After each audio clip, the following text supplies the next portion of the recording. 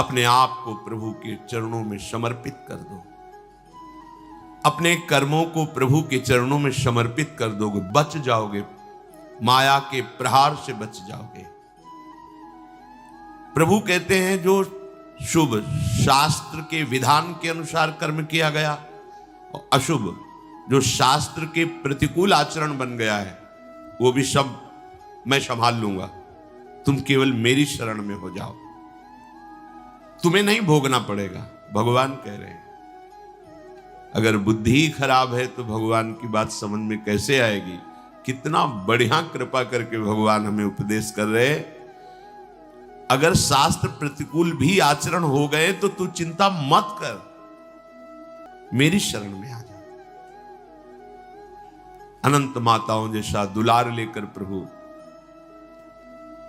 पर अपने लोग ऐसे मूढ़ हैं, ऐसी मलिन बुद्धि है कि इस बात को हम समझते ही नहीं। मैं कर लूंगा, मैं सुखी हो जाऊंगा, मैं अभी तक ये किया है आगे भी ऐसा करूंगा। व्यर्थ का अभिमान पतन का मार्ग पुष्ट करता है। श्री भगवान कह रहे संन्यास योग का तात्पर्य होता है भगवान के चरणों में समर्पण करना, अर्पण करना। जब सब कुछ तू मेरे को अर्पण करेगा तो तू मुक्त हो जाएगा, जीवन मुक्त, और जीवन मुक्त परमानंद का अनुभव करता है। ये फल है। तत्कुरुष मदर्पणम, जो भी तू कुछ कर रहा है, यत करोषि, मेरे को अर्पण कर दे। बचा रहे हैं भगवान, बच जाओ। कर्म दोष, कर्म बंधन, जन्म मृत्यु, इससे बिल्कुल बचने का उपाय भगवान बता रहे। पर इतनी मलिनता है हमारी बुद्धि में कि अभी सुनेंगे फिर भूल जाएंगे। अर्पण करने की भावना ही नहीं बन पा रही। एक स्थिति आती है जिसमें अर्पण करने का भी भाव नहीं रह जाता, क्योंकि अर्पण करने वाला ही नहीं बचा तो क्या अर्पण करें। वो एक स्थिति है, इसे बुद्धिवाद से लेकर के ना चले, नहीं तो स्थिति नहीं प्राप्त होगी, केवल बातें रहेंगी। हमारी स्थिति है शरीर में, शरीर संबंधियों में, भोगों में। देख लो तो आपको अभी ये अनुभव करना चाहिए कि अभी अहंकार है, देहाभिमान है, कर्तृत्व भोक्तत्व भाव है, तो समर्पण वृत्ति में आओ। हर कर्म प्रभु को समर्पण करो, हर क्षण प्रभु को समर्पण करो, प्रभु के आश्रित हो जाओ। श्री भगवान कह रहे हैं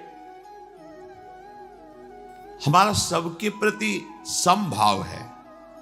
समोहम सर्वभूतेषु न मे द्वेष्योस्ति न प्रियः, ये भजन्तु माम भक्त्या मयि ते तेषु चाप्यहम्।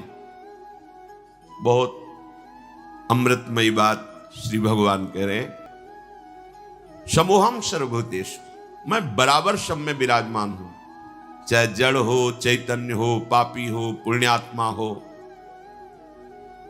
कोई भी हो। विद्या विनय संपन्ने ब्राह्मणे गविहस्तनी स्वनीचय सुपाके चा पंडिता समदर्शिना। जो भगवान का भजन करते हैं तो भगवान का प्रभाव स्वभाव उतरता है, वही उनका स्वभाव हो जाता है। जैसे भगवान समदर्शी, ऐसे भगवान का भक्त समदर्शी हो जाता है। निरपेक्षम मुनिम शांतम निर्वैरम समदर्शिना।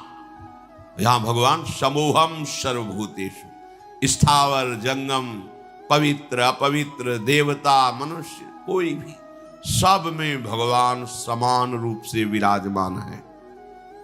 न में द्वेष्योस्ति न प्रियः, मेरा कोई द्वेष का पात्र नहीं है और न मेरा कोई प्रिय है। ये भगवान का सिद्धांत है। आगे की जो बात कह रहे हैं वो बहुत मीठी बात कह रहे हैं। मेरा स्वभाव है समदर्शी, ना कोई मुझे प्रिय है ना कोई अप्रिय है, ना मेरा कोई द्वेष का पात्र है ना कोई प्रिय पात्र है। पर ये भजन तो माम भक्त्या, जो मुझे भाव से बजते हैं, मैं पक्षपात ले लेता हूं उनका। ये खास बात है। बस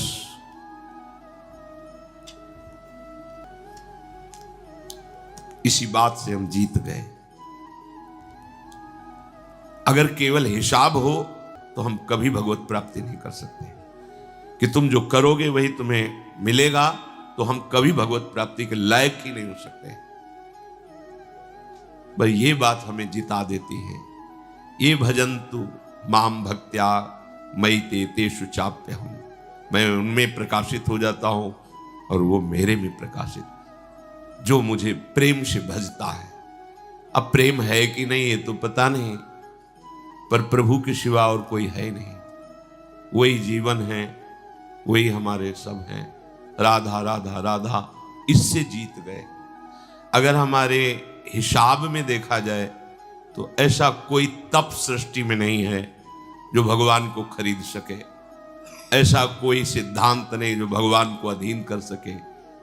जैसे मां मेरा बच्चा है ऐसा मान करके हर समय आंतरिक दृष्टि रखती है, जरा सा भय उपस्थित होने पर आगे खड़ी हो जाती है, ये तो एक अंश का वात्सल्य है, वो वात्सल्य समुद्र है। बस इसी बात से हम जीत गए। नहीं तो भगवान जब अपने स्वभाव में हो तो हम कभी भगवत प्राप्ति नहीं कर सकते। भगवान का स्वभाव क्या? समोहम सर्वभूतेषु न मे द्वेष्योस्ति न प्रियः, मेरा कोई प्रिय नहीं है और कोई अप्रिय नहीं है। फिर तो हमारी बात नहीं बन पाती। अगर हमारी बात बनी है तो उनके दुलार से बनी है। उनका दुलार कैसे अनुभव में आया, कैसे आता है? अपनापन करने से। मेरे प्रभु जैसे भी है हम आपके हैं नाथ, अब आपके सिवा हमारा कोई सहारा नहीं। और ये बात जब वाणी से हृदय में उतर जाती है तो फिर जो चमत्कार जीवन में होता है वो किसी और साधन से नहीं होता है। मृत्यु से बचने के लिए बड़े बड़े उपाय किए जाते हैं। जब हार हो जाती है उपायों की, तब ये बात ध्यान आती है कि है कोई ऐसा जो मुझे बचा सकता है। नहीं, जीव का ऐसा स्वभाव बन गया है कि वो पहले भगवान की शरण होता ही नहीं है। वो जब तक हार नहीं जाता तब तक भगवान की शरण नहीं होता है। ये पक्की बात है, ये स्वभाव है उसका। आखिरी दम तक वो तिनके का भी सहारा लेने की कोशिश करेगा। जब तिनके का भी सहारा नहीं रह जाता तब वो हारे को हरिनाम, तब वो सहारा लेता है। अगर पहले ही ले ले तो हारना ना पड़े, उसे विपत्तियों का सामना ना करना पड़े। एक बार देवताओं ने देखा कि युद्ध में जितने असुर मारे जाते हैं, दैत्य, उन सबको भगवान शुक्राचार्य जी के पास संजीवनी विद्या है। विद्या का प्रयोग किया, तत्काल जीवित हस्त पुष्ट। भगवान बृहस्पति जी के पास ये विद्या नहीं। जितने देवता मारे जाते वो अंग भंग वैसी स्थिति में रहते, मृत तो मृत। भगवान बृहस्पति जी के पास ये विद्या थी नहीं, भगवान शुक्राचार्य जी के पास। देवताओं ने बृहस्पति जी को अपना गुरु माना और दैत्यों ने शुक्राचार्य जी को गुरु माना। अपने गुरुदेव की कहीं भी लघुता मन में भी नहीं आनी चाहिए। इसलिए देवताओं ने कभी बृहस्पति जी से ये प्रार्थना भी नहीं की कि आप संजीवनी विद्या सीख लीजिए, हम लोगों को जिलाने, कभी प्रार्थना नहीं की। गुरु महिमा है। पर उनके बड़े पुत्र का नाम कच्छ था। उनसे बात की कि आप हमारे गुरु पुत्र हैं और हमारे ऊपर सबसे बड़ी संकट की बात है कि कोई साधन नहीं है जिससे हम अमर हो सके। और शुक्राचार्य जी के पास साधन है, संजीवनी विद्या। कोई भी असुर नहीं, जो भी मरा उसको तत्काल जीवित कर दिया। अगर आप जाएं भगवान शुक्राचार्य जी के पास और शिष्यत्व स्वीकार करें और उनको प्रसन्न कर लें तो आप अधिकारी हैं, आपको संजीवनी विद्या दे सकते हैं एक जीवन को जिलाने के लिए। अपनी जो परा विद्या है, ये जन्म मरण का चक्र ही रोक करके श्री जी के पास प्राप्ति कराने वाली ये परा विद्या है। जिनसे संजीवनी विद्या प्रकट हुई है उनकी भी संजीवनी है हमारी लाडली जो। जय श्री हरिवंश मदन सर जर्जर विथिकित श्याम सजीवन मूली। दिव्य प्रमोद रस सार निजांग संग पीयूष बीच निचय रविसेचयंती कंदर्प कोटि सर मूर्छित नंद सोनु संजीवनी जयति कापी निकुंज देवी। ये जो अपने पास विद्या है ना, ये परा विद्या है, करोड़ों संजीवनी विद्या इसके समान नहीं। क्योंकि हमारी लाडली जू अनंत ब्रह्मांडों के ईश्वर भगवान श्री कृष्ण की भी संजीवनी मूरी है। संजीवनी जयति कापि निकुंज देवी। देवराज इंद्र ने जब हाथ जोड़ करके प्रार्थना की, बृहस्पति भगवान के बड़े पुत्र कच्छ अभी 9 किशोर अवस्था को प्राप्त हुए थे,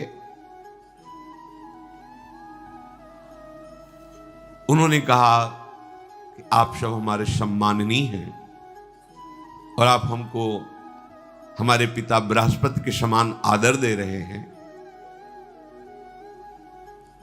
अब हमारा कर्तव्य बनता है आपकी रक्षा करना।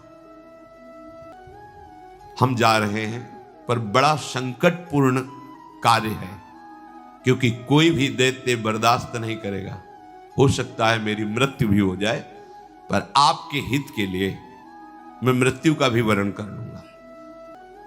जो संत स्वभाव के होते हैं उनका प्रभाव यही होता है कि वो अपनी हानि करके दूसरे का परम लाभ करना निश्चित करते हैं, और जो अशंत स्वभाव के होते हैं वो दूसरे की हानि करके अपना लाभ सोचते हैं।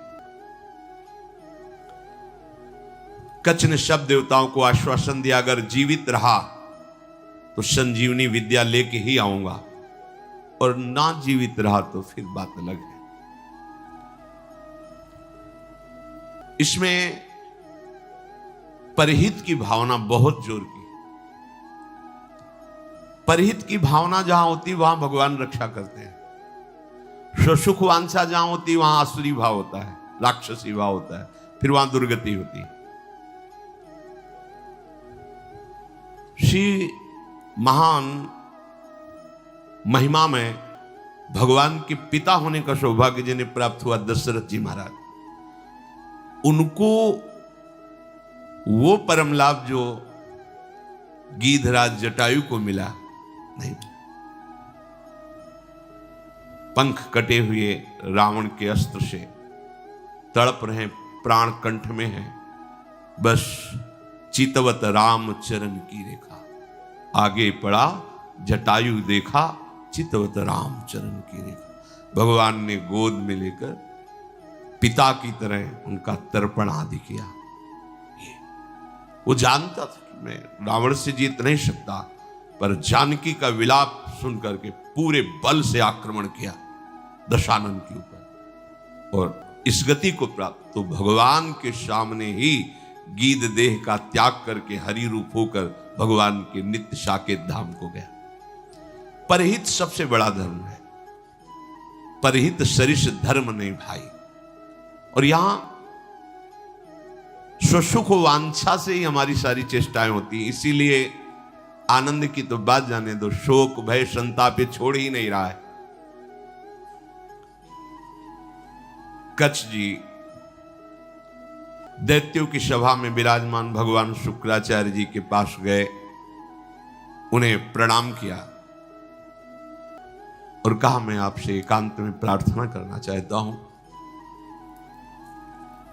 भगवान शुक्राचार्य ने एक तेजस्वी बालक एकांत समय दिया, प्रणाम करके कहा मैं अंगिरा ऋषि का पौत्र, भगवान बृहस्पति का पुत्र, मेरा नाम कच्छ है और मैं आपका शिष्य होना चाहता हूं।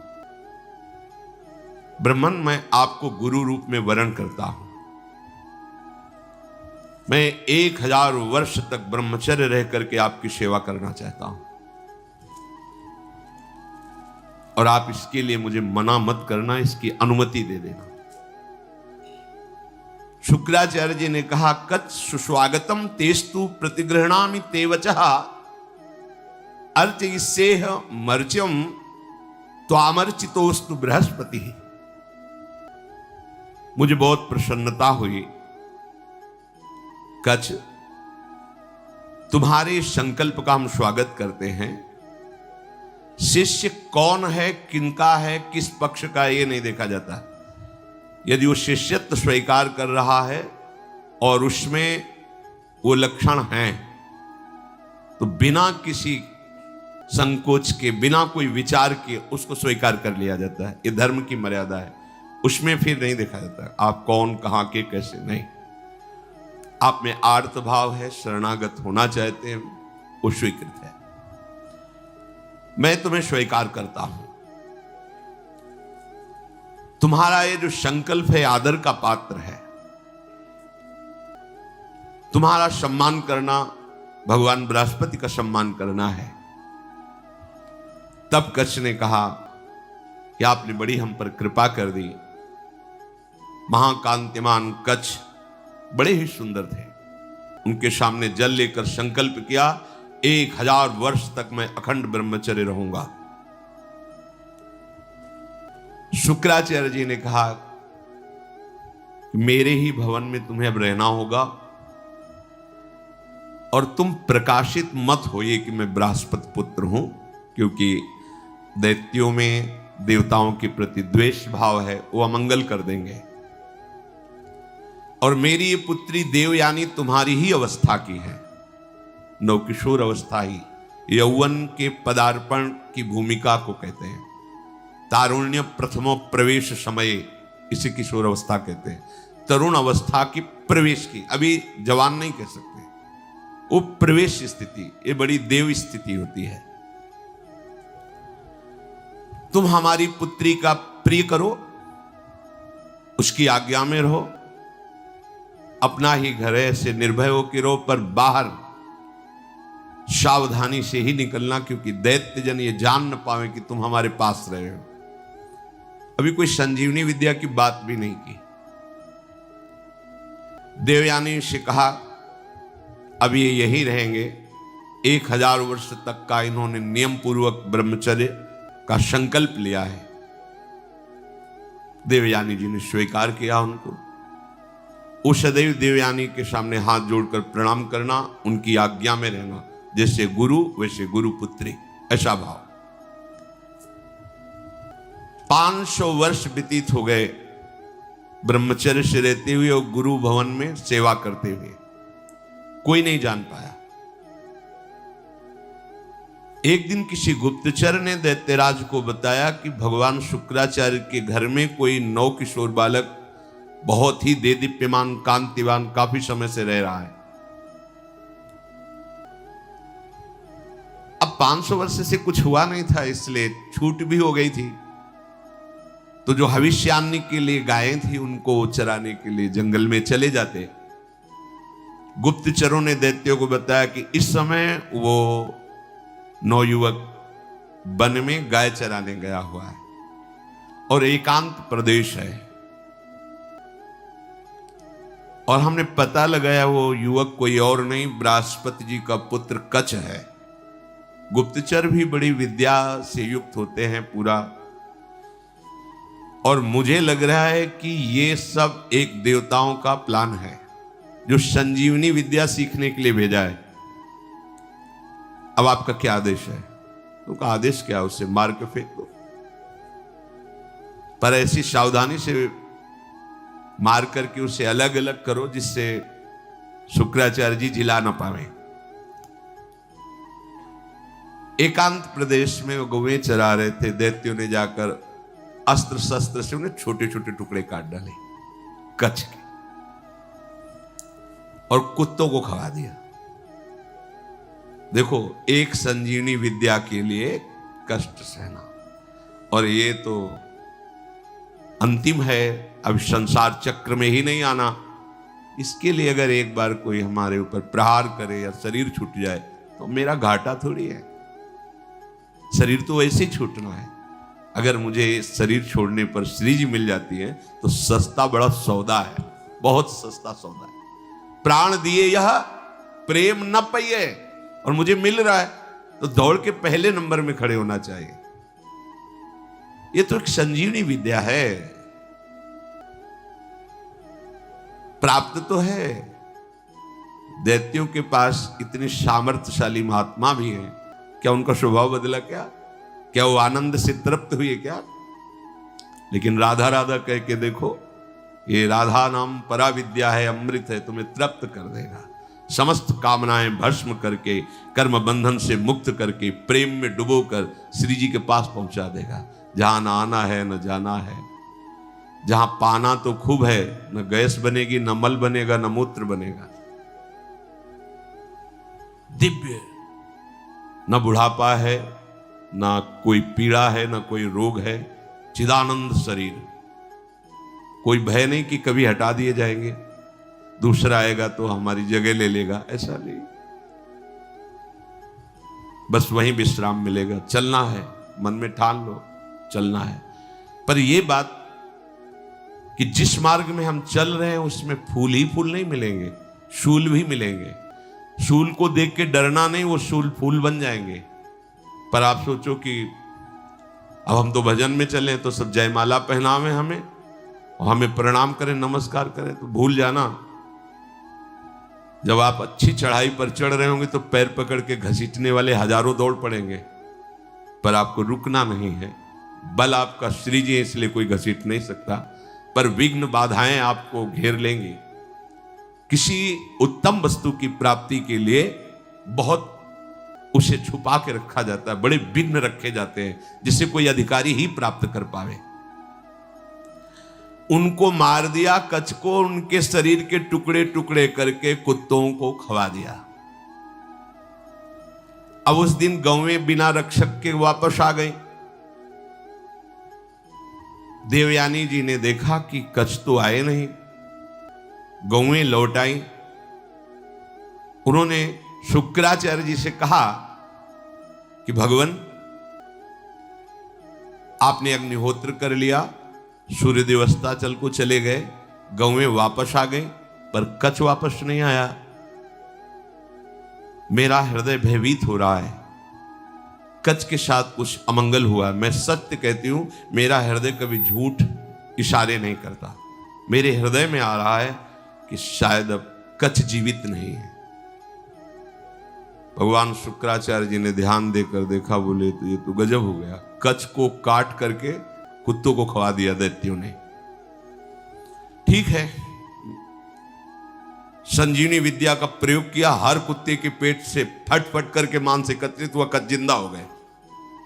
ये संजीवनी विद्या, विद्या का बड़ा प्रभाव होता है।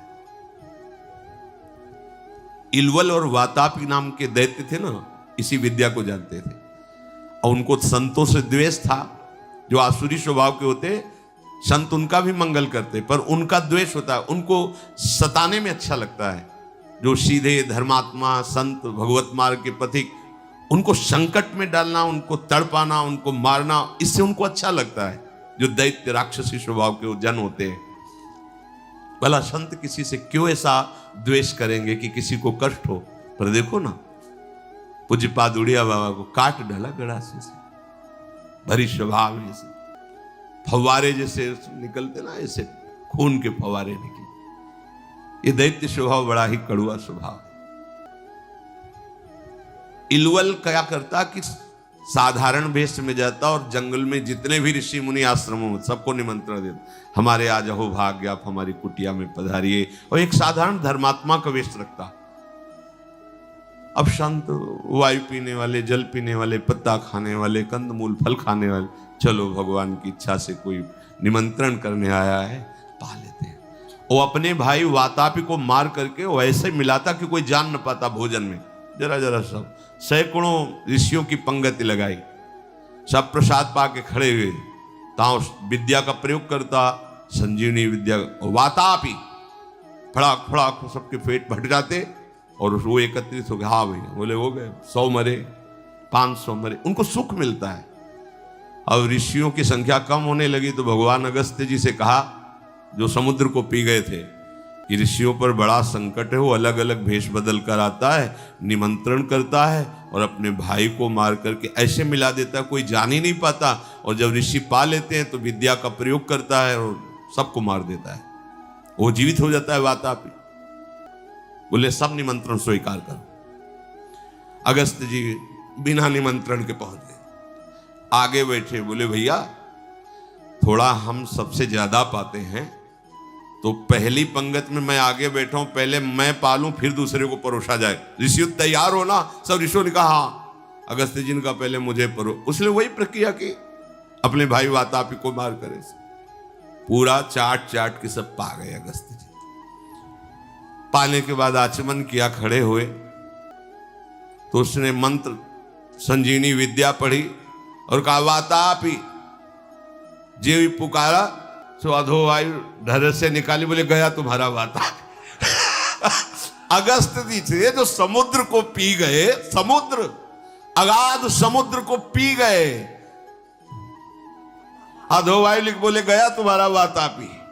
तुम साधारण सी सब पच गया, जितनी देर पाया उतने में हमारी जठरांग ने पचा करके हजम हो गया, खत्म तुम्हारा वातापी। कोई विद्या काम नहीं करती ब्रह्म विद्या के आगे, भगवत विद्या के आगे। भगवान बृहस्पति जी ने जो ही ध्यान किया, देखा कि वो तो कुत्तों के पेट में है, संजीवनी विद्या का प्रयोग किया, कुत्तों के पेट फटे और कच्छ जो है मांस जुड़ के पूरा जीवित होकर सामने आ गया। देखते ही देवयानी ने पूछा लौटने में विलंब क्यों कर दिया? तो उन्होंने कहा कि देवी मैं समिधा कुश और काष्ठ गुरु सेवा के लिए ला रहा था, तो एक वृक्ष के नीचे रुका, गौएं भी हमारे साथ थी। वहां कुछ असुरों ने मुझे घेर लिया और पूछा तुम कौन हो? तो मैंने बता दिया मेरा नाम कच्छ, मैं बृहस्पति का पुत्र हूं और भगवान शुक्राचार्य हमारे गुरु हैं, उनकी सेवा के लिए मैं सामग्री ले जा रहा हूं। तो उन्होंने मुझे मार दिया और मार करके कुत्तों को खवा दिया। मेरी स्मृति कभी भंग नहीं होती क्योंकि मैं अखंड ब्रह्मचारी हूं। ब्रह्मचर्य में बहुत बड़ी सामर्थ्य है जिसका महत्व आज नहीं समझा जा रहा है। अगर आपका शरीर स्वस्थ है, किसी औषधियों का सेवन नहीं हो रहा है संसारिक, और आप ब्रह्मचारी हैं, एक बार श्लोक पढ़ लीजिए वो पूरा टेप हो जाएगा। दोबारा कोई बात सुननी नहीं पड़ती, एक बात सुन लिया पूरा दिमाग में बैठ जाएगा। भारी से भारी मेहनत करने पर कभी थकावट नहीं होगी।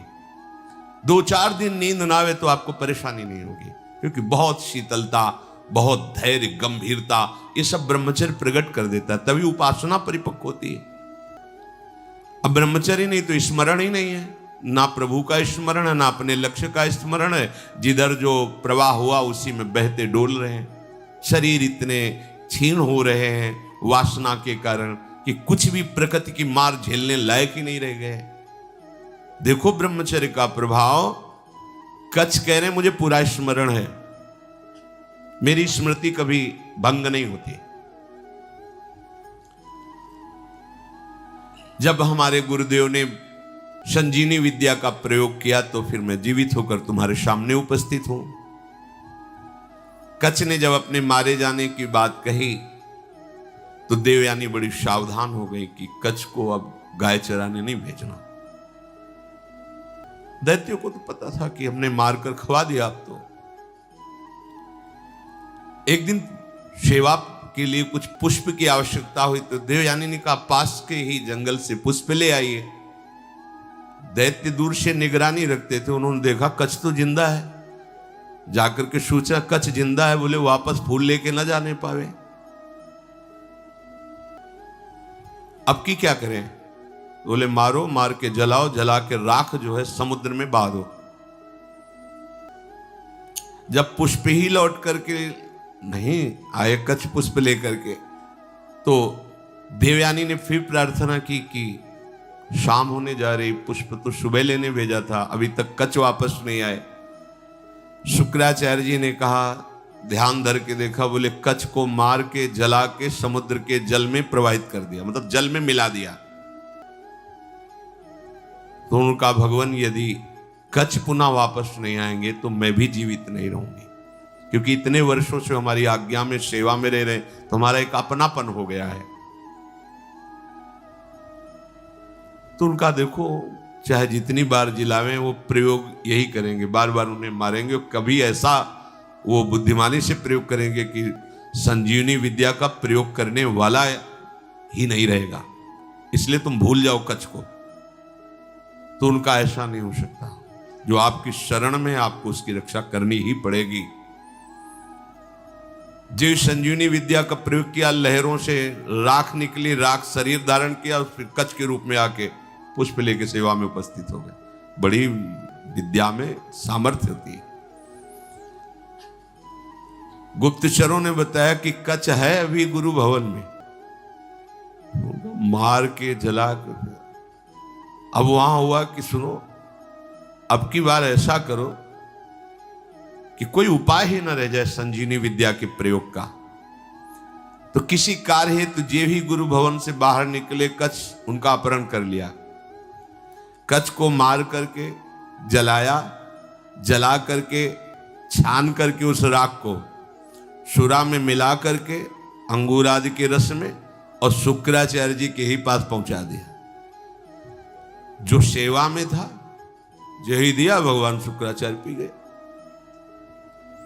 शुक्राचार्य जी पी गए।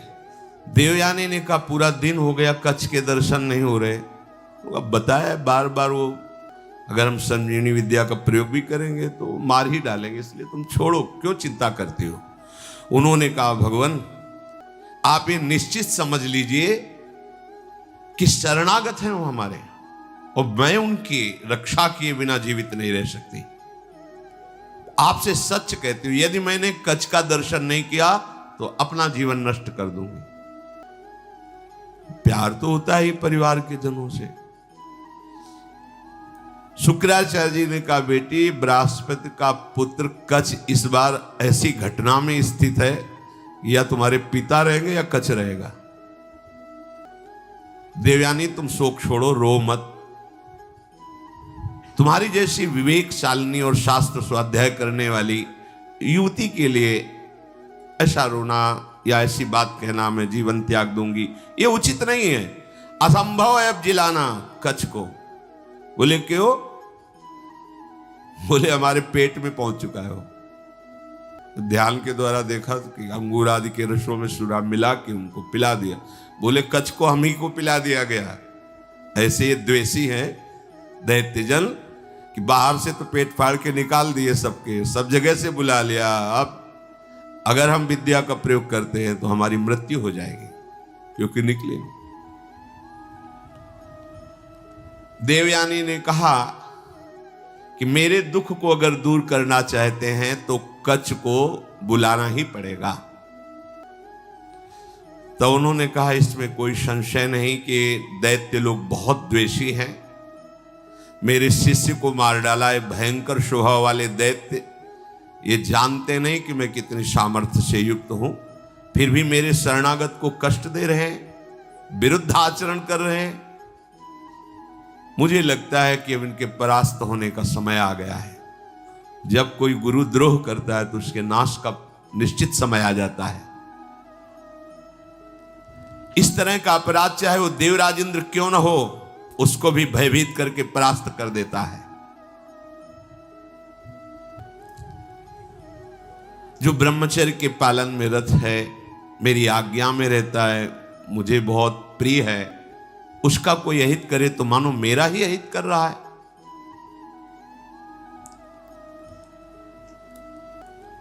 गुरु ने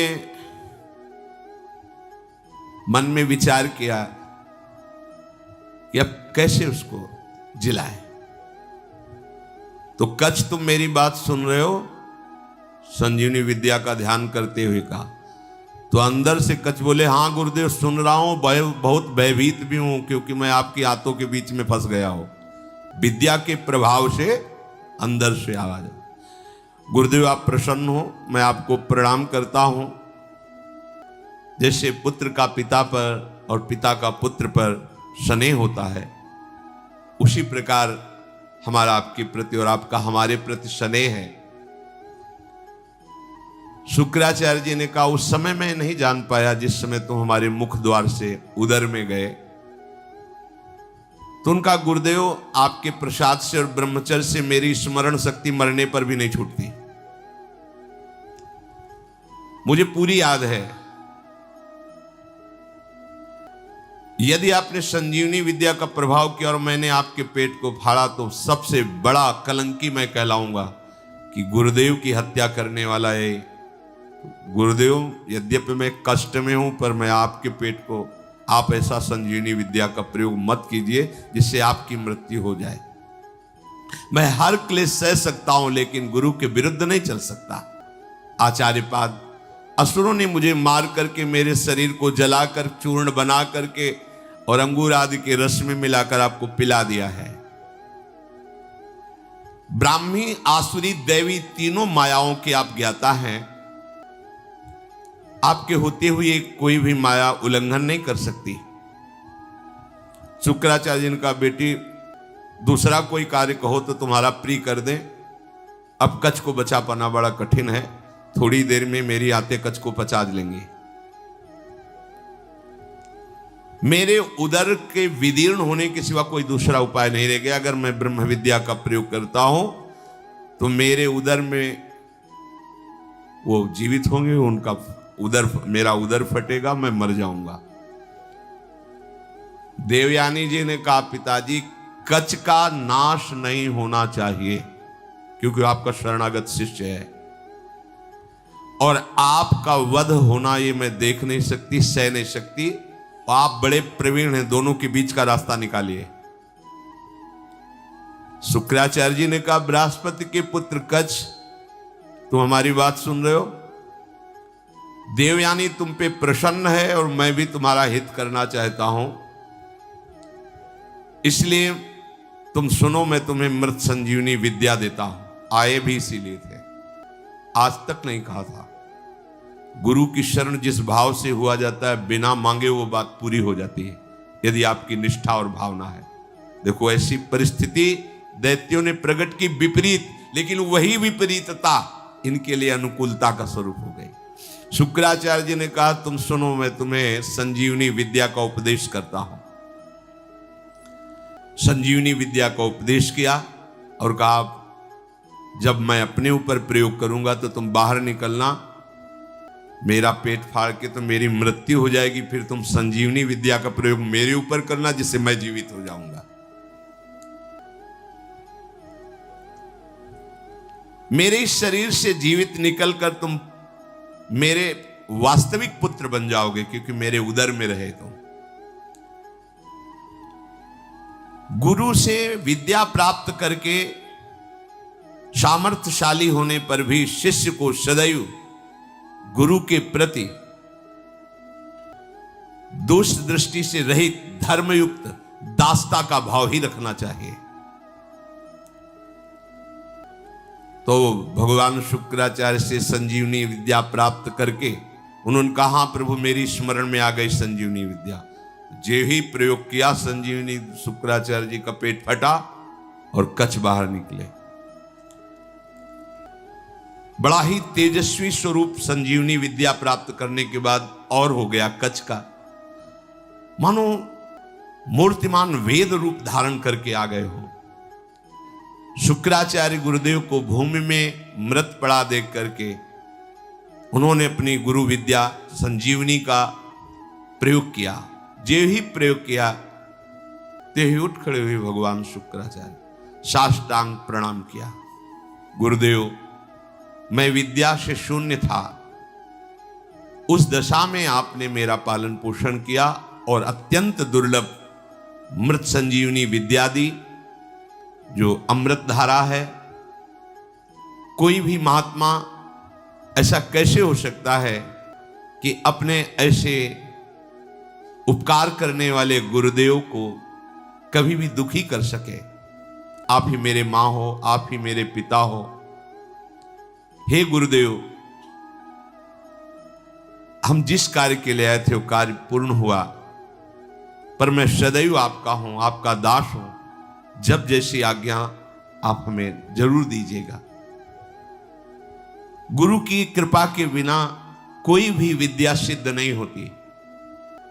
जो गुरुदेव से विद्या प्राप्त करके गुरुदेव की अवहेलना कर देता है, उसे प्रतिष्ठा रहित पाप पूर्ण नरकों की प्राप्ति होती है। कोई भी मंदबुद्धि अज्ञान से युक्त होकर के कभी यदि अपने गुरुदेव का अपमान कर दे तो धर्म भ्रष्ट हो जाएगा, उसे ब्रह्म हत्या का पाप लगता है। इस लोक परलोक में दोनों में उसकी निंदा होती है। तपस्या की निधियों की निधि अप्रमेय शक्तिशाली महानुभाव शुक्राचार्य जी ऐसी बात सुनकर बहुत प्रसन्न हुए, गुरु निष्ठा देख करके। कच्छ ने देवताओं का कार्य सिद्ध कर दिया, संजीवनी विद्या उन्हें प्राप्त हो गई, पर वो 1000 वर्ष पूरा करने के लिए अपने गुरु की सेवा में रहे। फिर प्रणाम किया और कहा, अब मुझे अपने घर जाने की अनुमति दीजिए। जब कच्छ का व्रत पूरा हो गया, गुरु ने उनको जाने की आज्ञा की, तो देवयानी ने कहा, हमारी सेवा में रहे हो, मेरी आज्ञा के बिना कैसे जा सकते हो? आप उत्तम कुल विद्या तपस्या इंद्रिय संयम से सुशोभित हो रहे हो। महायशस्वी महर्षि अंगिरा जिस प्रकार मेरे पिताजी के लिए माननीय है, उसी प्रकार आपके पिता बृहस्पति मेरे लिए आदरणीय और पूजनीय है। तपोधन, अब मैं जो बात कर रही हूं उस पर ध्यान दीजिए। आपका ब्रह्मचर्य व्रत 1000 वर्ष का था, समाप्त हुआ, और मैंने आपको अंदर से वर्ण किया है कि तुम हमारे पाणी ग्रहण भाव को स्वीकार करके पति बनो। मंत्रोच्चारण पूर्वक विधि पूर्वक मेरे पिता के सामने मेरा पाणी ग्रहण करो। मैंने अंदर से ये भाव किया है। कच्छ ने कहा, अब दोबारा ऐसा शब्द उच्चारण मत कर देना। देवयानी, तुम्हारे पिता भगवान शुक्राचार्य मेरे भी पिता हैं, क्योंकि मैं उनके उदर में रह चुका हूं। क्या कभी भाई अपने बहन के प्रति ऐसा भाव कर सकता है? तुम हमारी परम पूजनीय हो, ऐसे शब्द उच्चारण मत करना। वैसे गुरुपुत्री हो, और ऐसे भी मैं शुक्राचार्य के उदर में रह चुका हूं। महात्मा भार्गव को तुम प्राणों से भी अधिक प्यारी हो। गुरुपुत्री होने के कारण मेरी परम पूजनीय बहन हो तुम, ऐसे शब्द उच्चारण मत करो। देवयानी, जैसे मेरे गुरुदेव तुम्हारे पिता शुक्राचार्य सदा मेरे माननीय है, बिल्कुल उसी तरह मैं गुरुदेव की तरह तुम्हारा सम्मान करता हूं, तुम्हारी आज्ञा में रहा हूं, ऐसी बात मैं सुनना भी नहीं चाहता। देवयानी ने कहा, मैं आपका सम्मान करती हूं, आपकी भावना का, लेकिन जब से आप आए हैं और आज तक मैंने आपकी प्राणों की रक्षा की। मेरे ही कारण आप जीवित हो, मेरे ही कारण तुम्हें संजीवनी विद्या मिली। मैं हठ ना करती तो तुम हमारे पिता के हाथों में ही पच जाते। इसलिए तुम्हारा जीवन मेरा दिया हुआ जीवन है। इसलिए सौहार्द के साथ मैं कहती हूं कि मैं उत्तम भक्ति के द्वारा तुम्हारी आराधना करूंगी। तुम धर्म के ज्ञाता हो, मेरे प्रति ऐसा भाव त्याग दो और मेरा पाणी ग्रहण स्वीकार करो। कच्छ ने कहा, उत्तम व्रत का आचरण करने वाली देवयानी, मैं तुम्हारी इस आज्ञा का कदापि पालन नहीं कर सकता। तुम्हें प्रसन्न होना चाहिए मेरे ऊपर। मैं तुम्हें गुरु से भी बढ़कर पूज्य दृष्टि से सदैव देखा हूं। मेरे हृदय में कभी तुम्हारे प्रति ऐसा भाव नहीं आया। मैं तुम्हारी ये बात नहीं सुन सकता। तुम मेरी बहन थी, बहन हो और बहन ही रहोगी, ये मेरा दृढ़ निश्चय है। अब मैं तुम्हारा आशीर्वाद चाहता हूं, मुझे आशीर्वाद दो और मैं अपने देवलोक को जाता हूं। तुम्हारा मंगल हो, ऐसा कहकर के प्रणाम किया कच्छ ने। यद्यपि धर्म से युक्त कच्छ की वाणी थी, देवयानी को गुस्सा आ गया। उनका, हमारी बात को ठुकरा रहे हो तो मैं श्राप देती हूं। जिस कार्य के लिए तुमने कठोर तपस्या की, यहां आए, संजीवनी विद्या सीखी, तुम्हारी संजीवनी विद्या निष्फल हो जाए। यह है मिलते मिलते भी बात बिगड़ जाती है, लेकिन हरि शरणम में बात नहीं बिगड़ती। ध्यान रखना, निमिषहु ना अकृपा जब चितये तब ऐसे। ये सब इतिहास इसीलिए तुम्हें सुना रहे हैं कि हमारे भगवान की शरणागति कितनी मीठी मृदु है। घोर अपराध बन जाने पर भी भगवान कभी त्यागते नहीं।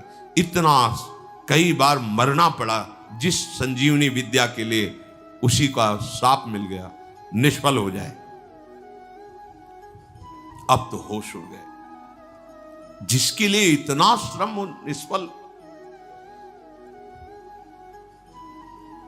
देवयानी, ये तुमने धर्मयुक्त कार्य नहीं किया। तुम गुरुपुत्री हो, गुरुपुत्री समझकर तुम्हें क्षमा करता रहा जब तुम बार बार पाणी ग्रहण की बात करती रही। मैंने आज तक कभी तुम्हें दोष दृष्टि से नहीं देखा, और तुम कामना से युक्त होने के कारण हमें शाप दे दिया। इसलिए मैं तुम्हें आज शाप देता हूं। आज के बाद कोई भी ब्रह्म ऋषि कुमार तुम्हारा पाणी ग्रहण ही नहीं करेगा। ये सामर्थ्य होती है, जो नियम से चलते हैं, भजन करते हैं, उनमें सामर्थ्य होती है। उनके वचन कभी मिथ्या नहीं होते। 5 वर्ष के बालक हैं श्रृंगी ऋषि, चक्रवर्ती सम्राट महामहिम परम भागवत परीक्षित जी। जे ही श्रृंगी ऋषि स्नान कर रहे थे, बालकों ने आके कहा तुम्हारे पिता के गले में मरा हुआ सांप महाराज परीक्षित ने डाल दिया है। कहा उपहास, मेरे समाधिस्थ पिता का उपहास, ये इतना उच्छृंखलता कैसे आ गई? ये तो महाभागवत थे, ऐसा कैसे? इसका मतलब ये समझते हैं कि इनके ऊपर कोई शासन करने वाला नहीं। जल उठाया और कहा इनको पता नहीं कि ऋषि बालकों में अपनी तपस्या का इतना बड़ा बल है कि हम देवराज इंद्र को भी शाप दे सकते हैं। ये क्या है? मैं शाप देता हूं, आज के 7वें दिन विशाल काय तक्षक सर्प डसेगा और इस राजा की मृत्यु हो जाएगी। अमोघ, कोई नहीं काट पाया। 5 वर्ष के बालक श्रृंगी ऋषि। तुमने काम के वशीभूत होकर के मेरी विद्या को निष्फल होने का शाप दे दिया, तो तुम्हारा पाणी ग्रहण संस्कार की जो भावना है, कोई भी ब्रह्म ऋषि कुमार तुम्हारा वरण नहीं करेगा। ये मेरा शाप है। गई विद्या गई। देखा कितना श्रम और हाथ क्या लगा। अब देवताओं को भारी समस्या का फिर कोई उपाय नहीं। अब जब कोई उपाय नहीं होता, तब एक उपाय जागृत होता है, हरि शरणम। सब देवताओं ने भगवान को पुकारा, क्योंकि दैत्य बल से भी आसुरी स्वभाव में, और गुरु का इतना बड़ा प्रताप, संजीवनी विद्या संपन्न गुरु, कोई उपाय नहीं कि बचने का। प्रार्थना ब्रह्मा जी से की। ब्रह्मा जी, भगवान शंकर, सब देवता सुमेरु पर्वत जो 4 लाख योजन का, वहां एकत्रित हुए और भगवान की सबने प्रार्थना की, स्तुति की। जो स्तुति की, श्री भगवान सामने प्रकट हो गए। आर्त भाव की हुई स्तुति तत्काल अनुभव कराती कि भगवान हमारी बात सुन रहे हैं। वो भाव आना कठिन होता है। अगर वो भाव आ जाए तो पुकारते ही भगवान आपको दिखाई देंगे। उसे आर्त भाव कहते हैं। जैसे गजेंद्र ने आर्त भाव में पुकारा, द्रौपदी जी ने आर्त भाव, एक क्षण भी नहीं लगा भगवान उपस्थित हो।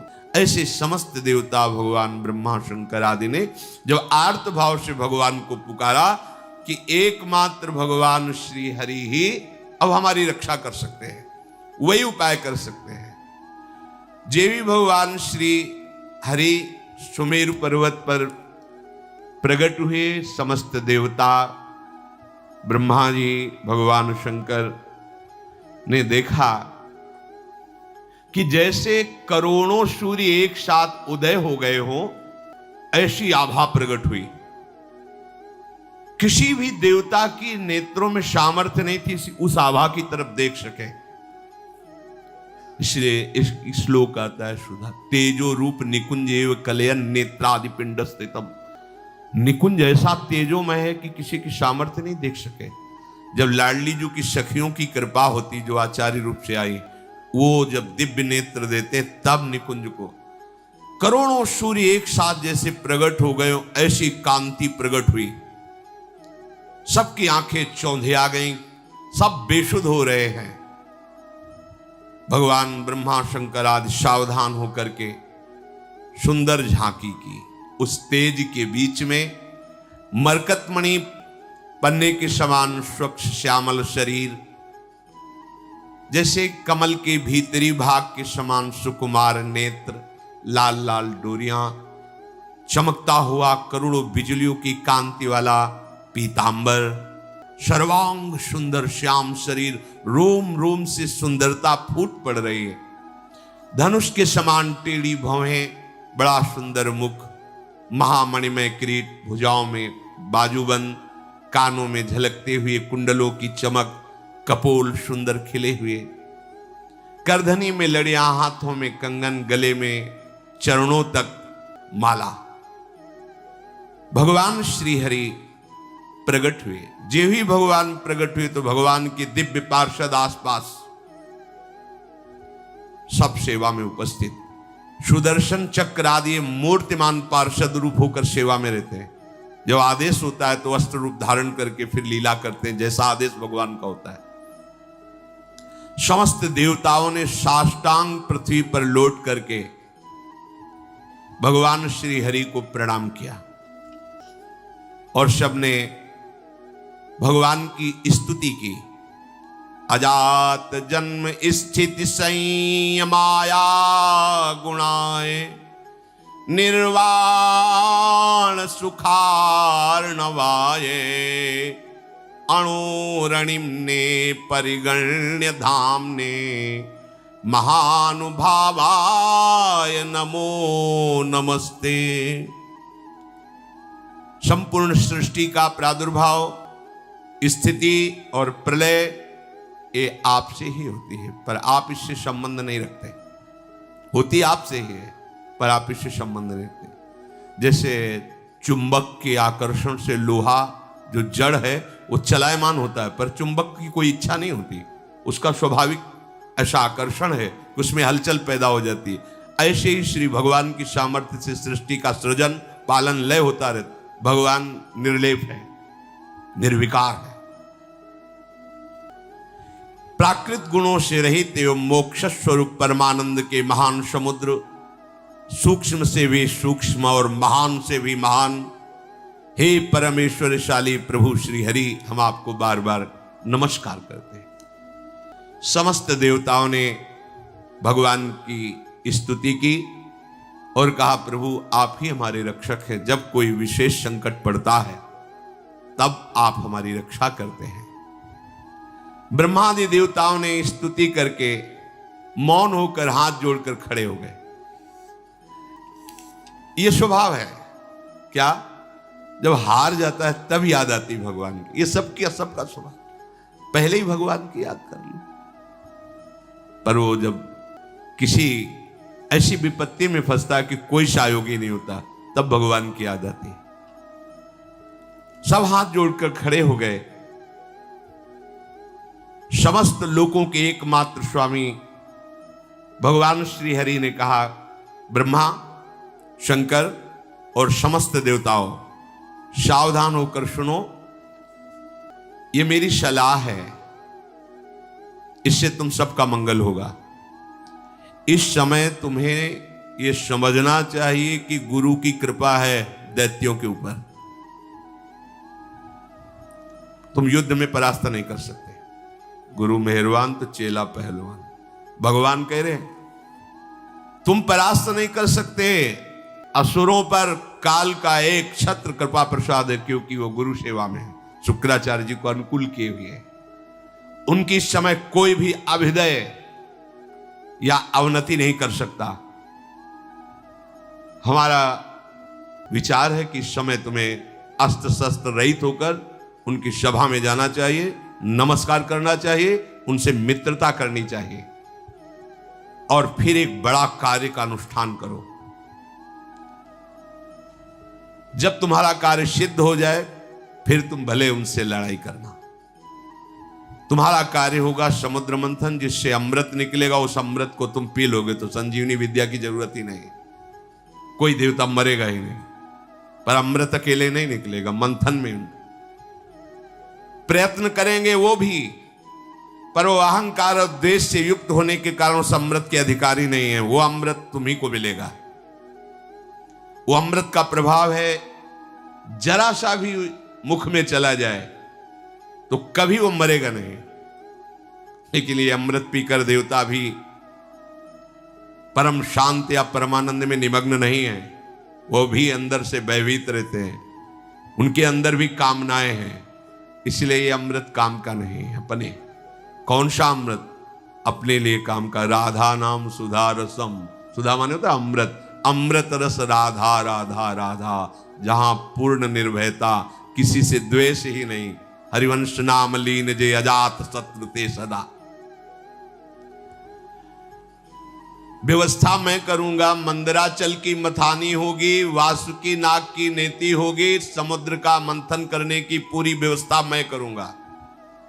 आलस्य प्रमाद छोड़कर विश्वास करो और जाओ, हाथ जोड़ो, प्रणाम करो दैत्यों को और उनको मिलाओ, अपने मित्र बनाओ, और फिर ये बताओ कि दोनों मिलकर समुद्र मंथन करें और उसमें से अमृत निकलेगा और हम सब पान कर लेंगे। वो राजी हो जाएं। बिल्कुल क्रोध मत करना, और जो कुछ भी निकले मेरे इशारे के बिना तुम स्वीकार करने की चेष्टा मत करना। देवताओं को आदेश देकर भगवान श्री हरि उन्हीं के बीच में अंतर्धान हो गए। उनके चले जाने पर ब्रह्मा शंकर ने उस दिशा को नमस्कार किया जिधर भगवान अंतर्धान हुए। देवराज इंद्र, वायु देवता, अग्नि देवता, बड़े बड़े लोकपाल ईश्वर कोटि के जो देवता हैं, ये कोई अस्त्र नहीं, कोई शस्त्र नहीं, सर झुकाए हुए दैत्यों की सभा में प्रवेश। बड़े बड़े सेनापति, दैत्यों के उद्भट, देवताओं को परास्त करने की सामर्थ्य रखने वाले, अपने अपने अस्त्र संभाल लिए। और उनमें हुआ कि जब अस्त्र नहीं लिए और सर झुका के, अरे इसका मतलब ये युद्ध के लिए नहीं है, इसका मतलब ये संधि भावना से आ रहे हैं। उन्होंने अपने अपने अस्त्र नीचे उतारे। देवता लोग गए और हाथ जोड़कर ऐसे किया। ऐसे ही काम बनता है। अगर अमृत पद प्राप्त करना है ना, तो जो गाली दे तो भी हाथ जोड़ना पड़ेगा। ये भगवान की सलाह है। अगर अमृत पद प्राप्त करना है तो देखो, यहां किसी का कोई यश व्यस नहीं रहता। पढ़ के देख लो, एक से एक सब माया सब धूल डालती चली है। किसका यश है? किसका यश है? एक समय आता है कि एक आदमी का यश फैल जाता है। दूसरा समय आता है कोई जानता नहीं कौन था, क्या, कैसा, धूल में मिल गया। ये यश, ये कीर्ति, ये प्रणाम, ये नमस्कार, रुपया, पैसा, बिल्डिंग, माया, ये सब छलावा है। केवल जीने के लिए इन वस्तुओं को अपना आराध्य मानकर समय नष्ट करना बड़ी मूढ़ता होगी। अखंड भगवान का स्मरण चल रहा है, अब वो जैसे रखें उनका कार्य है। अपना लक्ष्य केवल प्रभु होना चाहिए। प्रभु के सिवा और कुछ सब व्यर्थ है, सब व्यर्थ है। मरे तो क्या रह गया, क्या रह जाएगा? आप देखो कितने बड़े बड़े यशस्वी जन हुए हैं, बलवान, धर्मात्मा। कौन जानता है, भगवान का नाम नहीं ले रहे तो तुम्हारा नाम क्या लेंगे? और यहां इतनी बुद्धि हमारी देहाभिमान से युक्त है कि अगर परोपकार के लिए छोटा सा पौशाला भी खोलेंगे तो पूरे परिवार का मैं जिला पता तक, नंबर तक उसमें डाल देंगे। ऐसा देहाभिमान पूर्ण। अगर एक पंखा लगाएंगे तो हर पंखुड़ी में वो नाम लिखा होगा, जिला लिखा होगा, बाप माता का सबका नाम, मतलब एक पंखे से ही पूरे पितर तर जाएंगे। ऐसा देहाभिमान पुष्ट है कि हमारा नाम हो, हमारी कीर्ति हो। अरे भगवान का नाम तुम नहीं जप रहे हो तो तुम्हारा नाम कौन जपेगा, तुम्हारी कौन कीर्ति गाएगा? इसलिए यदि अमृत पद प्राप्त करना है तो झुकना सीखो, सर झुकाना सीखो सबके चरणों में, क्योंकि सब में मायाधीश भगवान गुप्त रूप से विराज। वो देख लेंगे कि अहंकार रहित हो तुम्हें अमृत पद दे देंगे। भगवान ने सलाह दी, यदि तुम्हें अमृत पान करना है तो तुम्हें सर झुकाना पड़ेगा। इसीलिए भगवान के भक्तों को देखो, कितना भी सताया जाए कभी विरोध नहीं करते। जोई जोई प्यारो करे सोई मुहि भावे। समस्त संपत्तियों से सेवित असुर सेनापतियों से सुरक्षित उस सभा में देवताओं ने कहा कि हमारे मन में एक विचार आया है, क्या आप लोग सहयोग करेंगे? हम दोनों मिलकर के यदि समुद्र मंथन करें और उससे अमृत निकलेगा, पक्का निकलेगा, हमें विश्वास है क्योंकि भगवान ने बताया था। अगर आपको जचे तो आप स्वीकृति दे दो तो उपाय किया जाए अमृत मंथन का। तो वहां शंबर, अरिष्ट नेमी, त्रिपुर निवासी बड़े बड़े बलवान दैत्य बैठे थे। उन्होंने कहा अमृत मिल जाएगा तब तो सब बढ़िया बात बन गई। अब इसमें समझौता की क्या बात है, हम सब एक ही है, चलो समुद्र मंथन प्रारंभ करते हैं। सबने मंथन के लिए स्वीकृति दे दी, समुद्र मंथन के लिए। भगवान ने बताया था कि मंदराचल की मथानी होगी, 11,000 योजन ऊपर, 11,000 नीचे। एक योजन का मतलब 4 कोस, 11,000 का मतलब 11 का मतलब 44,000 कोस, 44,000 कोस ऊंचे। और नीचे मूल जड़ भी 11,000 उखाड़ के लाना है समुद्र के समीप और इसकी मथानी बनानी है। मंथन किसका हो रहा है? समुद्र का। अब बड़े बड़े बलवान देवता दैत्य मंदराचल को ललकारते हुए, गरजते हुए उखाड़ तो लिया पर फिर संभाल नहीं पाए तो सैकड़ों देवता और दैत्य चटनी बन गए, इतना बड़ा पहाड़।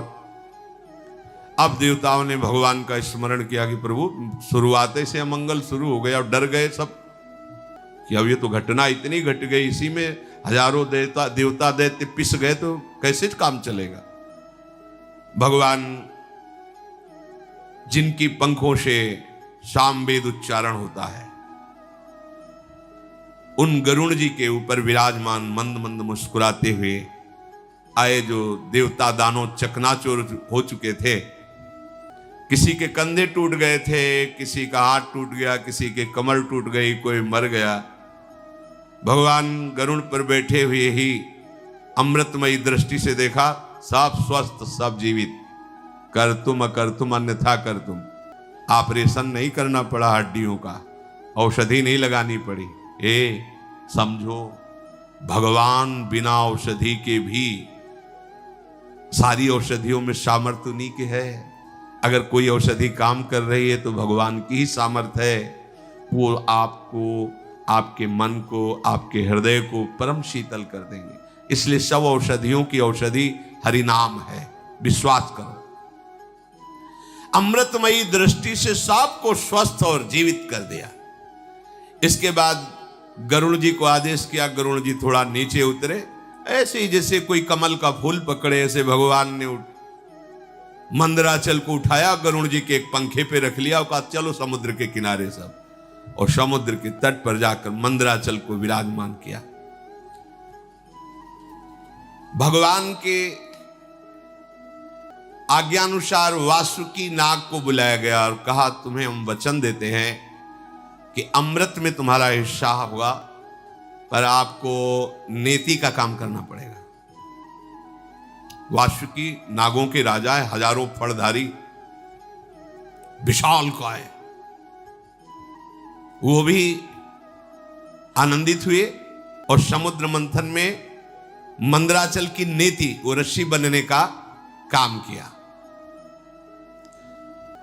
अब उत्साह सहित मंदराचल को समुद्र में पधराया गया। ऊपर से वासुकी नाग की नेति बनी। समुद्र मंथन आरंभ किया गया। भगवान ने देवताओं को इशारा किया हमारे साथ आओ। वासुकी नाग के मुख को की तरफ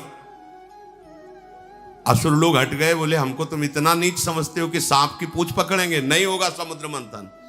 भगवान यही चाहते थे। भगवान ने कहा नहीं, आप अगर आपको ऐसा लगता है, चलो सब पूछ पे चलो, क्योंकि जब मंथन होगा तो भारी विषाग्नि निकलेगी वासुकी नाग के मुख से। असुर स्वभाव के जो होते हैं ना, उनको यही, अगर उनका मंगल भी चाहो ना तो उनको अमंगल ही अच्छा लगता है। उन्होंने कहा कोई हम ऐसे वैसे नहीं है कि हम सांप की पूंछ पकड़े, तुम आगे रहो हम पीछे नहीं। समुद्र में भगवान ने कहा आइए आइए आइए पकड़िए, और देवता उसका काम बन गया, चलो पूंछ की तरफ चलो। अब देवताओं ने पूंछ की तरफ और असुर मुख की तरफ, लक्ष्य है अमृत प्राप्ति, समुद्र मंथन प्रारंभ किया। लेकिन जेव ही घुमाया तो मंदराचल धसने लगा। फिर भगवान से कदम कदम पर भगवान की जरूरत है भगवत प्राप्ति के लिए। चाहे जितने बड़े तपस्वी, साधना, ज्ञानी, बैरागी कोई भी हो, बिना भगवान के, चाहे उन्हें गुरुदेव भगवान बोलो चाहे भगवान बोलो, बात उनके बिना कृपा प्रसाद के, ये तो अमृत है सृष्टि का, वो तो ज्ञानामृत है, प्रेमामृत है, उसकी प्राप्ति कैसे हो सकती है? सब कुछ ठीक, मंथन प्रारंभ, मंदराचल धसने लगा। अगाध समुद्र, भगवान का चिंतन किया, भगवान की प्रार्थना की कि प्रभु कृपा करके अब तो सहयोग करो, नहीं तो सब किया कराया। सबके मुंह में उदासी छा गई। भगवान ने तुरंत एक विशालकाय कच्छप का रूप धारण किया।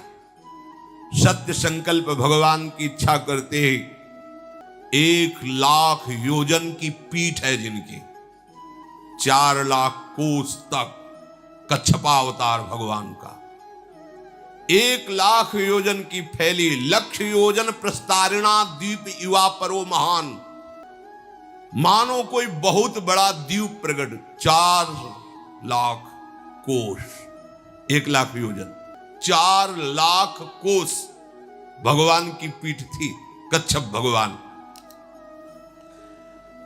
सबके देखते देखते मंदराचल के नीचे चले गए। मंदराचल से मानो जैसे पीठ में कोई खुजली करे, ऐसे ऐसे कच्छप भगवान को खुजली सी लगी और आराम करने लगे। मंदराचल की अब तह मिल गए, कच्छप भगवान की पीठ पर मंदराचल। अब तो मंदराचल को घुमाना प्रारंभ किया गया। समुद्र मंथन संपन्न करने के लिए असुरों में भगवान आसुरी शक्ति के रूप में, देवताओं में दैवी शक्ति के रूप में, वासुकी नाग में निद्रा के रूप में, नीचे कच्छप के रूप में, ऊपर सहस्त्रावाव रूप रख करके पकड़े हुए सबसे ऊपर चोटी पे, ये किसी को पता नहीं। पूरा का पूरा मंथन भगवान ही से हो रहा है। इसीलिए कहते हैं अहंकार मत करो, साधना तुमसे नहीं, भगवान करा रहे हैं। बात को समझो। लग रहा है कि देवता और दैत्य कर रहे हैं, शुरू से अभी तक देख लो, सलाह देने वाले, मार्ग बताने वाले, व्यवस्था करने वाले, और अमृत का हरण भी होगा तो वो भी छुटा के तुम्हें पिलाने वाले। अगर भगवान श्री हरि का आश्रय नहीं लिए तो ये तो प्रकृति के मंथन से, प्राकृतिक ही तो है समुद्र, और यहां ज्ञान समुद्र के मंथन से प्रेमामृत का पान करना है। इनमें बिना जगत गुरु श्री कृष्ण के कौन विजय प्राप्त कर सकता है? बोले इसमें गुरु की क्या आवश्यकता है? तो चल के देख लो, मिल ही जाए तो बता देना आके। आज तक किसी को मिला हो, इतिहास साक्षी हो तो बता देना। बिना गुरु का आश्रय लिए, और वो गुरु भगवान ही है। भगवान गुरु, गुरु भगवान। अब समुद्र मंथन बड़ी दृढ़ता से प्रारंभ हुआ। जेवी समुद्र मंथन प्रारंभ हुआ, वासुकी नाग के मुख से विष उगलना प्रारंभ। आप देवता सुरक्षित है पूंछ की तरफ, दैत्य झुलस रहे हैं। देवताओं की तरफ देख रहे हैं तो हल्की हल्की फुहारें आ रही शीतल। क्यों? भगवान के जिस पक्ष में है उनके पक्ष में हो ना, तो वहीं विष की ज्वाला और वहीं शीतल फुहारें। भगवान कह रहे समूहम सर्वभूतेषु, देखो समूहम, जो नीचे की पंक्ति में कहा जो मेरा भजन करता है, पक्षपात ले लेते हैं भगवान। शुद्ध हो गया समुद्र, भारी मंथन प्रारंभ हुआ। ऐसी विष के धुएं निकलने लगे, व्याकुलता बढ़ गई। भगवान ने तत्काल शीतल जल वर्षा का आदेश किया। कि अगर ऐसा तो फिर कैसे समुद्र में, पग पग पर विघ्न है, भगवान न हो तो साधना सिद्ध ही नहीं हो सकती। भगवान की प्रेरणा से दिव्य बादल आकर के वर्षा करने लगे, शीतल सुगंधित वायु चलने लगी, सबकी जान में जान आया। अजित भगवान स्वयं मेघ के समान सांवला शरीर, पीतांबर धारण किए, कानों में मकराकृत कुंडल बिजली की तरह चमक रहे, विश्व विजयी भगवान देवताओं की तरफ खड़े होकर स्वयं मंथन कराने लगे। अब बड़े वेग से मंदराचल घुमाया जाने लगा, समुद्र में खलबली मच गई। समुद्र ने भी हाथ जोड़कर कहा कि महाराज मेरे तो प्राण ही चले जाएंगे। बोले तुम भी धैर्य रखो, सहो, तुमको भी अमृत का छींटा मिल जाएगा। अमृत के लोभ से देखो, और ये अमृत देवता पीकर भी किस सुख को प्राप्त कर रहे हैं, देख लो। ये नामामृत, लीलामृत के सामने कुछ नहीं। ब्रह्मा जी रोज प्रणाम करते हैं भगवान के भक्त को। ये भगवान की भक्ति के समान जो प्रेमामृत है, कहीं नहीं, कहीं नहीं। जो अमृत पिए हुए देवता, उनसे भी श्रेष्ठ मानव देह कहा गया है। देव दुर्लभ ही होनी कही गई। क्यों? क्योंकि इसमें तुम नामामृत का पान कर सकते हो, ज्ञानामृत का पान कर सकते हो, प्रेमामृत का पान कर सकते हो। अब तो जे ही मंथन शुरू हुआ तो हलाहल विष निकला। मंथन काय के लिए हो रहा है? अमृत के लिए। पर अमृत के पहले क्या निकला मंथन में? विष। इस विष को केवल शिव पचा सकते हैं, शिव, दूसरा नहीं। क्या विष है?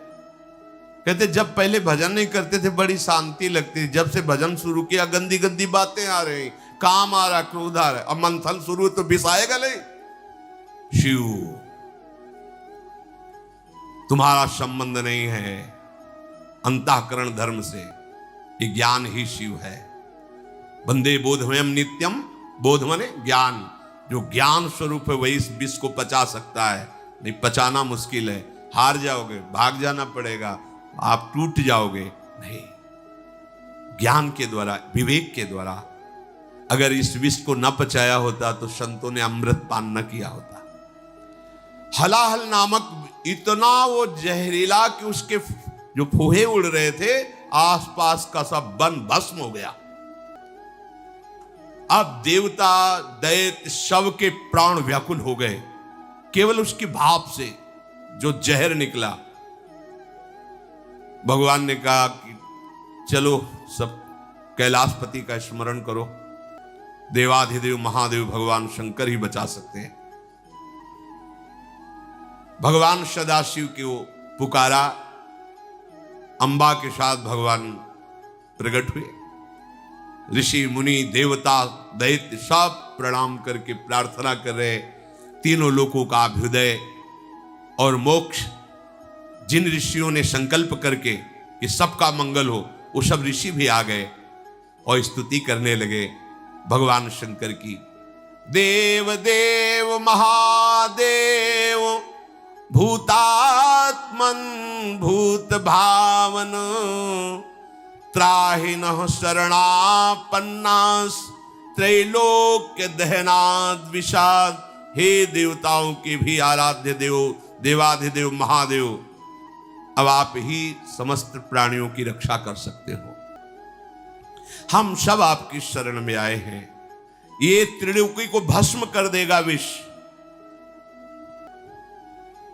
अगर इस विष को नहीं पचाओगे तो स्थूल सूक्ष्म कारण तीनों इस विष से व्याप्त हो जाएंगे।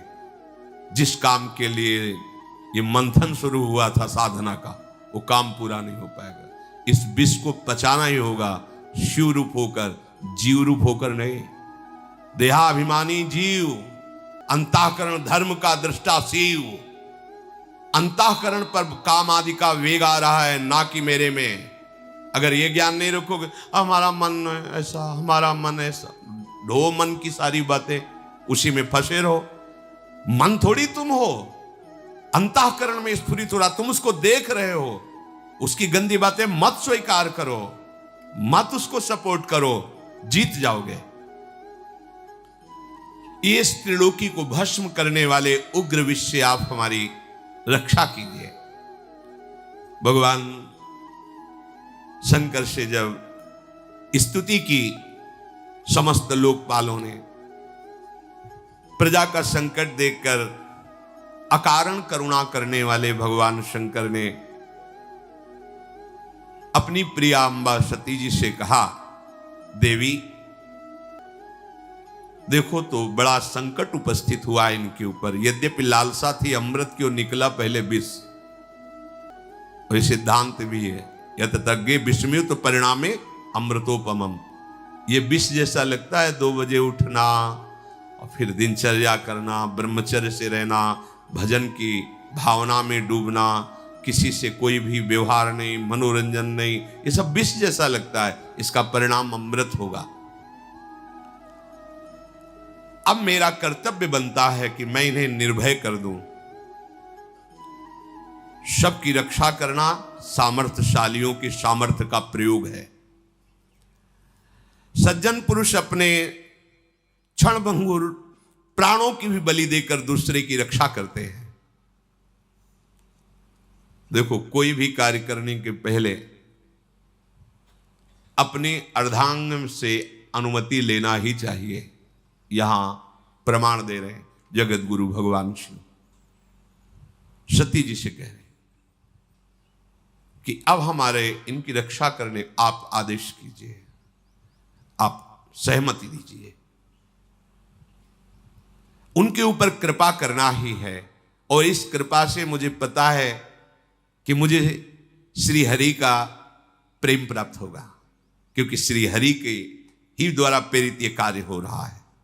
चराचर जगत में जब श्री हरि प्रसन्न हो जाते हैं तो फिर उसको और कुछ प्रसन्न करना बाकी नहीं रहता किसी के लिए।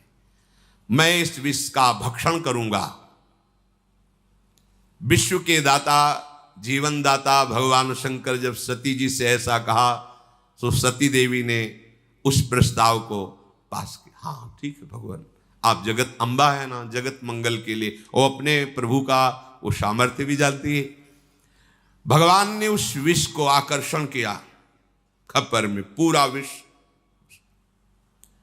और भगवान शिव उस हथेली के पात्र में रखकर विष को पान कर गए। बड़ा प्रभावशाली था, इसलिए हृदय में नहीं जाने दिया, बाहर नहीं रहने दिया, यही गले में रोक लिया। हलाहल विष उसने प्रभाव दिखाया, पूरा कंठ श्याम वर्ण का हो गया। इसलिए भगवान शिव का एक नाम नीलकंठ भी है। जिस समय भगवान शिव वो विष पी रहे थे तो उससे एक छोटा सा एक विष की बूंद गिरी, उसी से जितनी जहरीली औषधियां, जहर और सर्प बिच्छू आदि जो जहरीले जंतु, उसी जहर से हुआ। अगर पूरा जहर होता तो क्या होता, सब भस्म हो जाता त्रिभुवन। भगवान शिव ने उसे गले में रोक लिया। फिर मंथन प्रारंभ हुआ, आगे की चर्चा है। ये समुद्र मंथन है, बिना हृदय मंथन किए भगवत प्राप्ति के अमृत पद को कोई प्राप्त नहीं करता। एक संजीवनी विद्या के लिए उन्होंने जीवन को दांव में लगा दिया। एक अमृत प्राप्ति के लिए जो लोकवत है, देखो कैसा, आप भगवदामृत पान करने के लिए कितने मजबूत होने चाहिए। इसे किसी ने कुछ कह दिया, आप रो रहे हो, कोई थोड़ा विघ्न आ गया, भजन छूट गया, उदास बैठे हो, भगवान तुम्हारी क्या यही भगवत्ता है, एक सुख सुविधा दी थी वो छीन लिया, अब कोई हमारा नहीं रहा वो छीन, ये सब बहुत नीचे स्तर की। तुम बहादुर हो, ऐसे सूरवीर हो कि त्रिभुवन में तुम्हारे कोई कदम को लड़खड़ा न सके, रोक न सके भगवत प्राप्ति, क्योंकि सहयोगी हमारे प्रभु हैं। देखो ना, समुद्र मंथन में अगर प्रभु ना हो तो प्रारंभ ही नहीं होता। ऐसे ही तुम्हारे भगवत प्राप्ति को अगर प्रभु स्वीकार न किए होते तो प्रारंभ ही नहीं होता। यही सर आवत अति कठिनाई, राम कृपा बिनु आई न जाई, गृह कारज नाना जंजाला, तेति दुर्गम शैल विशाला। पहाड़ जैसे हैं ये घर परिवार के मोह ममता, इसको जो लांघ कर तुम आए हो ना, तो हरि ने तुम्हें घसीटा है। वही अमृत पद तक सहयोग करते हैं और वही अमृत पद के रूप में मिलते हैं। इसलिए साधक को कहा जाता है कर्ता भाव छोड़ो। ये मत सोचो कि आप कुछ कर रहे हो, आपसे प्रभु करा रहे हैं। जैसे समुद्र मंथन में सब कुछ प्रभु कर रहे हैं। मंदराचल लाने वाले, सलाह देने वाले अर्थात प्रेरणा करने वाले, फिर मंदराचल को लाने वाले, फिर मंदराचल को रोकने वाले, फिर ऊपर से मंदराचल को दबाने वाले, वासुकी नाग में निद्रा के रूप में, देवताओं में दैवी शक्ति के रूप में, असुरों में आसुरी शक्ति के, वही सब रूप में कर रहे हैं। हमारे जो भी भागवतिक साधना होती मेरे प्रभु मेरे हृदय में बैठकर करा रहे हैं। कर्ता भोक्ता भाव नष्ट हो जाएगा, अमृत पद की प्राप्ति होगी। भगवान ही इस विषैले काम क्रोध आदि से हमारे को बचाते हैं, अपनी सामर्थ्य नहीं। कभी किसी को अहंकार नहीं करना चाहिए। यदि जितेंद्री हो, धर्म से चलते हो, भजन कर रहे हो तो भगवान की कृपा से कर पा रहे हो। अगर उनकी कृपा का छत्र हट जाए तो अभी आपको दिखाई देगा आप कुछ नहीं हो, कुछ नहीं हो। जहां कहीं किसी बड़े महात्मा को कभी ऐसा लगा तो भगवान ने अनुभव करा दिया। जैसे देवर्षि नारद जी बहुत बड़े महापुरुष हैं, काम विजयी, जरा सा लगा तो आपने चरित्र सुना। दुर्वासा जी बड़े महान महात्मा है, कोई साधारण थोड़ी, भगवत स्वरूप है, लेकिन जरा सा अहम आ गया तो देखा त्रिभुवन में भागे घूमे। अगर कहीं किसी को कोई भी विभूति नजर आती है अपने में तो भगवत कृपा को देखो, अहंकार मत करो, क्योंकि वास्तविक भगवत कृपा से ही मार्ग चला जाता है। शेष चर्चा आगे। श्री राधा वल्लभ लाल।